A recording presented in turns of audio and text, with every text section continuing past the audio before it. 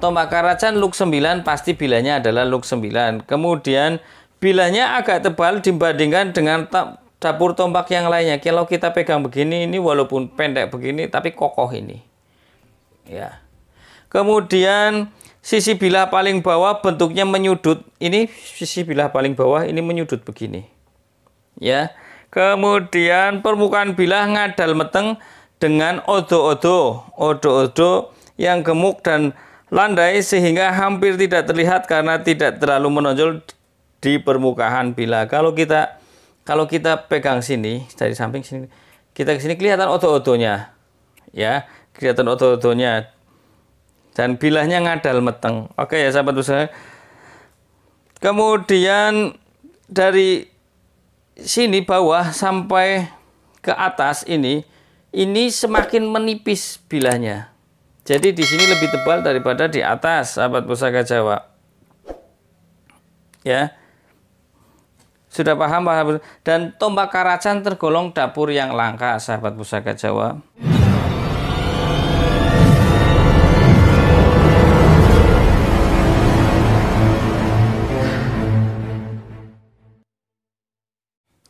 Assalamualaikum warahmatullahi wabarakatuh. Salam sejahtera, salam budaya. Rahayu, rahayu, rahayu. Berjumpa lagi dengan saya Mas O di channel Pusaka Jawa Official. Alhamdulillah wa syukurillah, segala puji bagi Allah yang telah memberikan segala nikmatnya. Nikmat yang paling besar bagi kita adalah nikmat iman dan Islam. Di antara nikmat-nikmat yang lain yang tidak bisa kita sebutkan secara dohir maupun batin. Salawat salam semoga selalu tercurah kepada junjungan Nabi besar kita Nabi Muhammad SAW serta keluarganya serta pengikutnya ila yaumil akhir. Allahumma ij'alna minhum, semoga kita diakui Rasulullah SAW sebagai pengikutnya dan kita juga mendapatkan syafaat beliau. Sahabat Pusaka Jawa dimanapun Anda berada, semoga sahabat Pusaka Jawa selalu dalam lindungan Allah Subhanahu wa Ta'ala, dijauhkan dari segala mara bahaya maupun musibah, baik musibah banjir, musibah longsor, musibah penyakit apa saja, wabil khusus penyakit virus COVID-19. Kemudian sahabat Pusaka Jawa yang sedang bermasalah atau susah dalam keadaan ekonominya, semoga Allah bukakan keran rezekinya lebar-lebar dan mendapatkan rezeki yang berkah serta berlimpah. Sahabat Pusaka Jawa yang sedang sakit, semoga Allah angkat penyakitnya dan diberikan kesembuhan serta diberikan bonus pahala karena kesabaran dalam menjalani qadarullah. Tidak cuma sahabat Pusaka Jawa yang saya doakan, tapi handai tolan atau saudara sahabat Pusaka Jawa maupun teman-teman sahabat Pusaka Jawa, saya pun doakan hal sedemikian rupa. Sahabat Pusaka Jawa dimanapun Anda berada, kali ini saya akan membabar satu bilah pusaka berdapur tombak luk 9, yaitu nama tombaknya adalah tombak karajan. Kalau kita bicara tentang tombak karajan, ada dua versi. Versi yang pertama menurut buku keris Daya Magic Tuah dan Manfaat karangan dari Bapak KRHT Hudoyo Dipuro, tombak karajan berluk 9. Sedangkan di buku ensiklopedi keris karangan Bapak Bambang Harsinuksmo, tombak karajan luk 7. Tapi bentuk dapurnya sama sahabat Pusaka Jawa. Nah, yang membedakan di sini luknya. Nah, kalaupun nanti sahabat Pusaka Jawa melihat dengan ricikan seperti itu, tapi beda luk, tinggal kita namakan saja karajan luk 9, karajan luk 7. Ya, karena pastinya semakin banyak perpendarahan atau ilmu yang kita dapat, kita akan semakin luas. Nah, kemudian sahabat Pusaka Jawa diharapkan kita menjadi orang yang luas dan luas, jangan begitu kaku, karena kenyataan di lapangan ya memang pakem buku banyak sahabat Pusaka. Makanya kalau kita semakin banyak membaca buku, maka semakin banyak pula kita menjadi orang yang luas seperti itu. Nah sahabat Pusaka Jawa, kita buka bilahnya sahabat Pusaka Jawa. Bismillahirrahmanirrahim. Nah ini dia bilahnya. Bilahnya kalau tak ukur-ukur dulu lah biar gampang. Nah Kalau kita melihat dari ukuran bilahnya kan nanti kita bisa menentukan ini jenisnya pusaka ataukah sebagai tombak yang berfungsi praktis seperti tombak pada umumnya. Oke. Nah, ini bilahnya kisaran 26 cm. Kalau kita melihat dari bilahnya seperti ini, tombak sendiri kan dibagi menjadi dua, yaitu tombak pada umumnya yang berfungsi sebagai senjata praktis, yaitu untuk berburu, untuk menjaga diri dan lain sebagainya, atau yang kedua adalah sebagai pusaka. Artinya tombak yang dianggap sebagai diambil secara sisi spiritual saja atau kekuatan goibnya saja. Walaupun secara praktis pun bisa, tapi karena dengan bilah yang sangat kecil ini kurang maksimal seperti itu. Jadi menurut saya ini tombak jenisnya adalah pusaka seperti itu ya, pusaka. Sahabat Pusaka Jawa, kita lihat dengan kemudian kita lihat lebarnya, sahabat Pusaka Jawa. Ini lebarnya 2 cm. Ya. Lebarnya 2 cm, bilah tengahnya lebar 2 cm. Oke, sahabat Pusaka Jawa. Nah, tak review ke depan ya sahabat Pusaka Jawa, biar sahabat Pusaka Jawa lebih tahu bilahnya. Oke. Tombak Karajan tentunya kalau kita hitung ya. 1, 2, 3, 4, 5, 6, 7, 8, 9. Tombak Karajan luk 9 pasti bilahnya adalah luk 9. Kemudian bilahnya agak tebal dibandingkan dengan dapur tombak yang lainnya. Kalau kita pegang begini, ini walaupun pendek begini tapi kokoh ini. Ya. Kemudian sisi bilah paling bawah bentuknya menyudut. Ini sisi bilah paling bawah ini menyudut begini. Ya. Kemudian permukaan bilah ngadal meteng dengan odo-odo yang gemuk dan landai sehingga hampir tidak terlihat karena tidak terlalu menonjol di permukaan bilah. Kalau kita pegang sini dari samping sini, kita ke sini kelihatan odo-odonya, ya, kelihatan odo-odonya, dan bilahnya ngadal meteng. Oke ya sahabat usaha. Kemudian dari sini bawah sampai ke atas ini semakin menipis bilahnya. Jadi di sini lebih tebal daripada di atas, sahabat Pusaka Jawa. Ya. Sudah paham? Dan tombak Karajan tergolong dapur yang langka, sahabat Pusaka Jawa. Kadang tombak Karajan memakai bungkul, ya, tapi bungkulnya agak kecil dan tipis. Oke, sahabat Pusaka Jawa. Ini hidung saya gatel banget ini. Aduh. Ya, sahabat Pusaka Jawa. Nah, kalau kita bicara tentang salah satu tosan aji, kita pasti akan membabar tuah dan angsar dari luk maupun dari bentuk pamor. Sekarang kita bahas dulu tentang luknya. Luk 9 sendiri kalau di tosan aji perkerisan ya, itu ada yang mengartikan luk 9 sebagai seseorang harus mempunyai jiwa jigjo atau keperwiraan. Jigjo itu artinya keperwiraan. Jadi lambang luk 9 artinya seseorang itu diharapkan mempunyai jiwa yang perwira, jiwa yang kesatria, yaitu jiwa perwira, jiwa jigjo, jigja. Jadi jigja artinya adalah keperwiraan, gentleman. Kalau salah katakan salah, kalau benar katakan benar. Seperti halnya di pewayangan adalah wataknya Bimo atau Bima ya, Bima. Seperti itu. Nah, sahabat Pusaka Jawa, Bima atau Werkudara. Ya, nama lainnya adalah Werkudara, bapaknya Gatotkaca.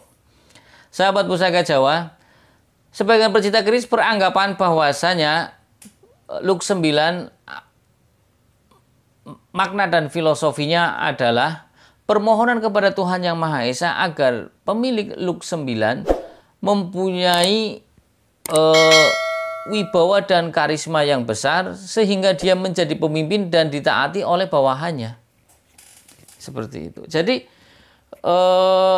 ini pas dengan versi yang pertama dan yang kedua tadi. berarti tombak luk 9 Karacan ini lebih dominan dipakai untuk seorang pemimpin. Ya, seorang pemimpin memang harus bisa mempunyai watak yang kesatria, yaitu Jigja yang perwira tadi, yang benar katakan benar. Kemudian luk 9 juga harus diarahkan agar mempunyai wibawa dan karisma yang besar. Ya. Nah, untuk menjadi seorang pemimpin dibutuhkan hal yang tadi, yaitu wibawa dan karisma yang besar. Ya. Dan akhirnya ketika mempunyai wibawa dan karisma yang besar, ditopang dengan sifat yang kesatria, yang benar katakan benar, yang salah katakan salah, dia akan ditaati oleh bawahannya.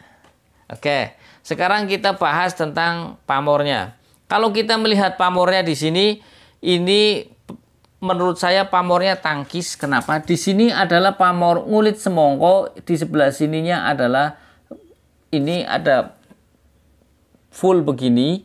Ini kemudian di sini ini punya pedaringan kepak, sahabat. Jadi kemudian yang di bawah sor-soran sini ada bawang sebungkul.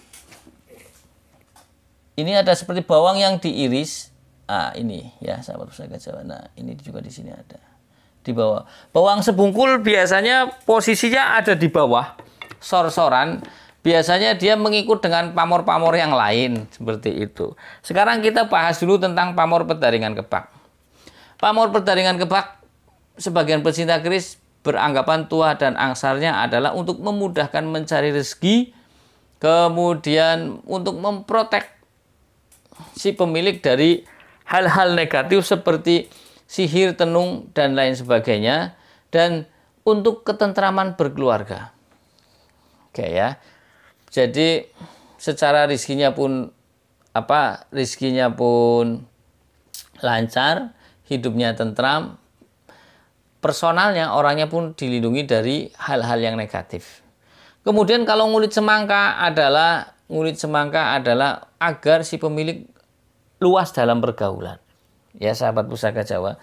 Kalau tuah dan angsar dari bawang sebungkul adalah untuk menenteramkan keluarga, kemudian agar si pemilik hatinya menjadi tenang.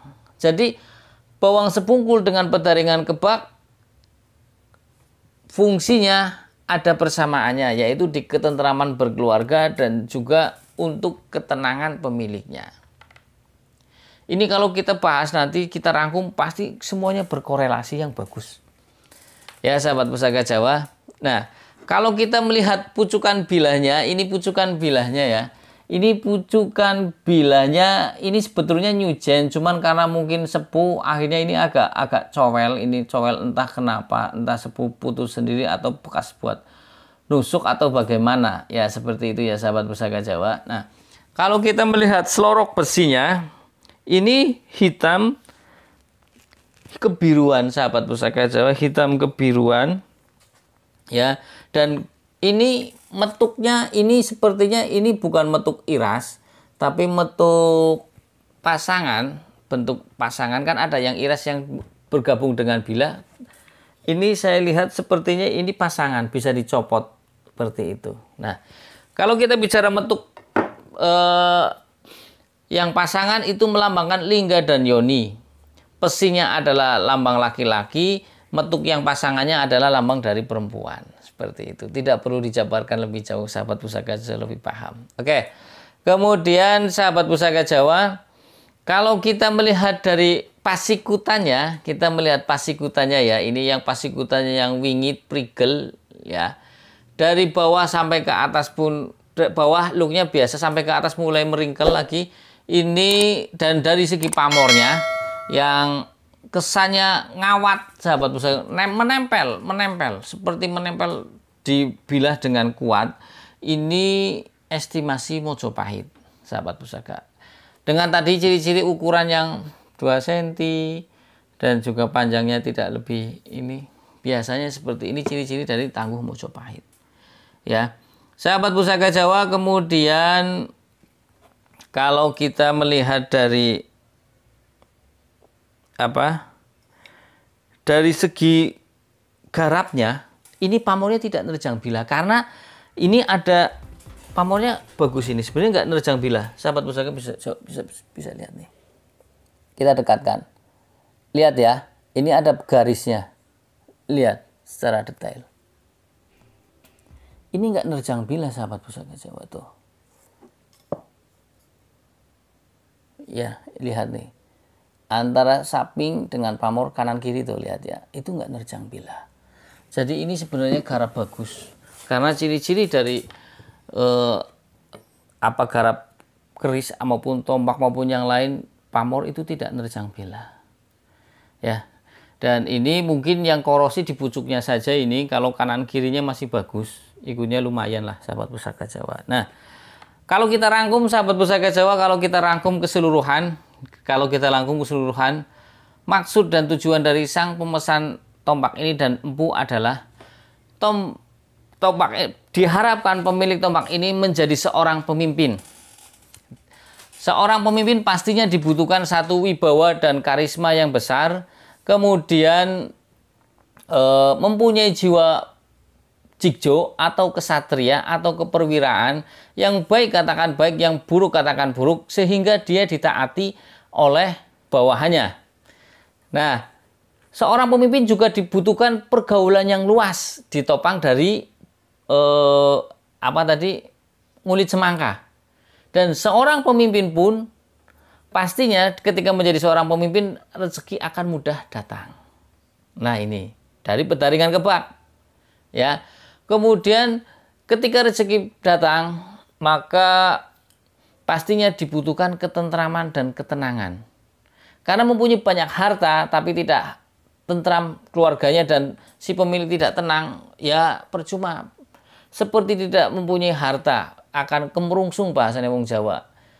Ya. Kemerungsung, tidak bisa menikmati hidup, selalu gelisah. Nah, kemudian setelah menjadi pemimpin, pastinya ada orang yang suka dan tidak suka. Karena hidup di dunia ada dua itu, antara suka dan tidak suka. Kalau kita mengharapkan semua orang suka kepada kita, kita dicap sebagai orang gila. Karena di dunia ini memang tempatnya orang seperti itu, orang baik dan orang yang tidak baik. Makanya di sini diharapkan kita menjadi orang yang baik, pemimpin yang baik. Ya, kemudian untuk mendapatkan ketenangan jiwa, maka disematkan doa di sini dengan perlambang bawang sebungkul, dan ketentraman keluarga disematkan di bawang sebungkul juga maupun petaringan kebak. Ya, sahabat pusaka Jawa, itu rangkumannya. Berarti harapannya adalah menjadi seorang yang menjadi orang dituakan. Kalau tidak menjadi pemimpinnya, mungkin jadi sesepuh. Dituakanlah, paling tidak menjadi pemimpin keluarga, ya pemimpin rumah tangga, seperti itu, paling kecil. Kalau paling kecil lagi, pemimpin diri sendiri.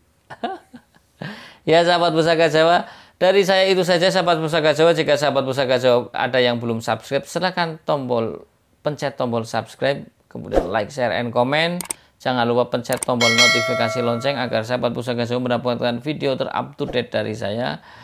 Bila ada salah-salah kata, saya minta maaf. Kesalahan mutlak milik saya, kebenaran milik Allah Subhanahu wa Ta'ala. Akhirul kalam. Assalamualaikum warahmatullahi wabarakatuh. Salam sejahtera, salam budaya. Rahayu, rahayu, rahayu.